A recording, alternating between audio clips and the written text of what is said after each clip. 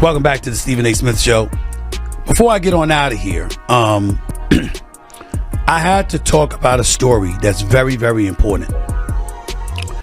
And albeit indirectly, it involves Caitlin Clark. The basketball world's golden girl has stopped talking, but the den around her is overwhelming.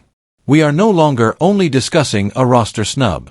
We are seeing the active demolition of the greatest marketing potential in sports history, and it may be permanent.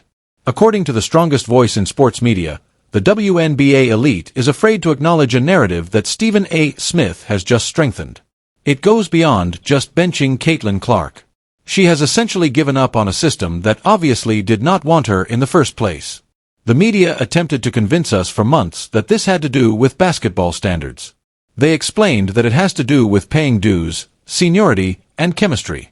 However, you discover something even more repulsive when you remove the layers of neatly crafted news releases and PR statements.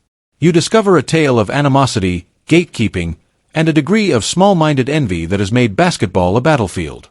If you appreciate this content, consider giving this video a like and subscribing to the channel. Believe it or not, more than 83% of viewers haven't subscribed yet. It's free and only takes a second, but it means the world to us. So, did you subscribe already? Great. Thank you so much for your support. Now, back to the video. Stephen A. Smith was not only critical of the choice. He revealed the rot at its center. He claimed that Clark is well aware of the situation and that her targeting is due to her importance rather than her lack of quality. Even if Indiana Fever managed to make a comeback, Clark has reportedly locked that door. According to rumors that are now going viral, according to reports, she has given up looking for approval from a group of friends who have been attempting to physically and psychologically harm her for the last 6 months. Why would America's most beloved athlete leave the international arena? What was it that everyone else overlooked but Stephen A. Smith saw? And is this the time when women's basketball's elite finally slaughtered their own golden goose? The tale of Caitlin Clark's basketball departure is going to reveal a dark side of professional athletics that nobody wants you to see. So, fasten your seatbelt. We must go back to the time the news broke in order to comprehend why Stephen A. Smith is going to burn in hell. A typical roster announcement was the plan. These lists often appear. The news cycle shifts in a day after a few fans lament a snub. This was not like the others. This was an earthquake of culture. Caitlin Clark, who was selling full venues that had been vacant for 10 years on her own, was left off the Indiana Fever when the leaks began to surface. Confusion was hardly the only response. It was fury. The selecting committee's formal justification was at best tenuous. They discussed their experiences. They discussed how joining the core group requires a 3-year commitment. On paper, everything made sense, but it disregarded what was really going on in the real world. Michael Jordan is a rookie, therefore you do not leave him at home. Tiger Woods has not paid his dues, therefore you do not leave him in the clubhouse. You put the most talented people on the aircraft. This is the gloomy part of the narrative. However, insiders started disclosing that this was not a mistake. It was a message. There were worries about how the veterans would respond to Clark's presence, according to those close to the selection process. They were concerned about the circus she would bring.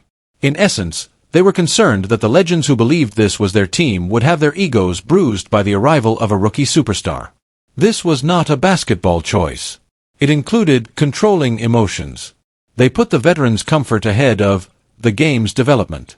And Stephen A. Smith drew the line in the sand precisely, music, there. However, his subsequent remarks went beyond just criticizing the committee. The accusation was sabotage. Smith, Stephen Addis, renowned for his scathing opinions, but his response to Clark's rejection seemed different. It was intimate. He basically referred to the judgment as idiotic on national television. However, it went beyond simple name-calling. He dismantled the sports industry in a manner that exposed the committee's ineptitude. He made a straightforward case. Basketball is a worldwide spectacle. Every 4 years, casual fans tune in to watch sports they might otherwise ignore. For many years, women's basketball has struggled to attract fans. All of a sudden, a player is attracting millions of viewers. When you leave a casual fan at home, She sets up DVRs for sporadic Tuesday night games in Indiana. According to Smith, this was a marketing catastrophe. He emphasized that winning titles is not the only goal of the Indiana Fever. No matter who is on the roster, they are successful. The Indiana Fever could have sent a college squad and probably still won because of their enormous lead over the rest of the league. According to Smith, the objective ought to have been to develop the game and broaden the brand. Smith said that by excluding Clark, the sports gatekeepers demonstrated that their own hierarchy is more important to them than the league's overall prosperity. He implied that there is a degree of foolishness in charge that is almost hard to understand without taking malice into account. They turned down a chance, not merely missed one. Additionally, Smith claims that Clark will not forget this disrespect. He implied that Clark's camp is recording every single individual who remained quiet and that the bridge may already be on fire. We must discuss the George jealousy if we are to be truthful about why Caitlin Clark is not a member of the Indiana Fever. The WNBA fervently want to avoid this storyline, but it is the only one that makes sense.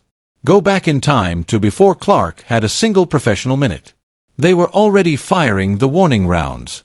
Legends of the game, ladies who stand atop the sports Mount Rushmore, made remarks that seemed oddly antagonistic. One of the best of all time, Diana Taurasi, famously declared, "Reality is coming for Clark." It sounded like a warning. It sounded menacing. Then there was another legend, Cheryl Swoops, who falsely questioned Clark's college statistics and said that her dominance stemmed exclusively from her 40 shots per game. Why were these legends under such pressure?